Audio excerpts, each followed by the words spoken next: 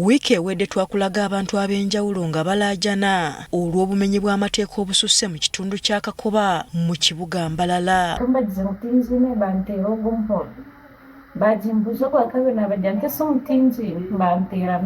Poliisi kati yakoze ekikwekweto okufuuza abamenyi b'amateeka era gye kyagenze okuggweera nga abasukka mu 38 be bakwatiddwa.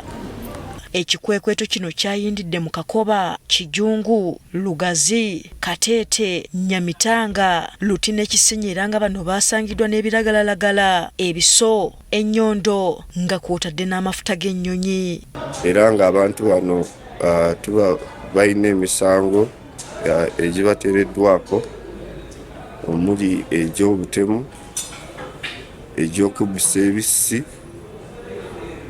wamu n'okusangibwa n'ebintu ebimenya amayumba. Samson Kasasira agamba nti waliwo abantu abawa abaana bano amafuta g'ennyonyi agabajja mu mbeera ne bakola ebikolobero.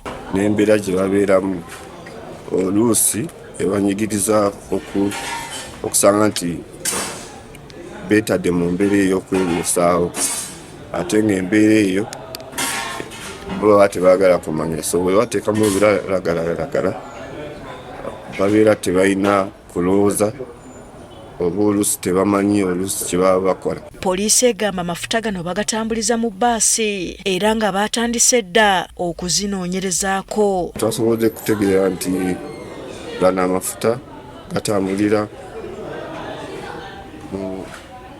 mu zi bbaasi ezimu okuva e Kampala wamu n'emmotoka eza bulijjo, naye nga tujja kwongera mu maaso okunoonyereza n'okumanya era ng'ebinaavaamu tujja kuba tubategeeza.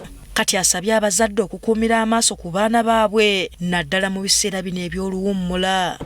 Poliisi nga tennayingiramu gwe nga omuntu gw'okoze eki okusinziira ku mbeera gy'obeera obeeramu n'abo b'obeera nabo naddala bano abaana abato. Mu kiseera kino abakwate bakuumibwa ku poliisi y'e Mbarara nga n'okunoonyereza bwe kugenda mu maaso.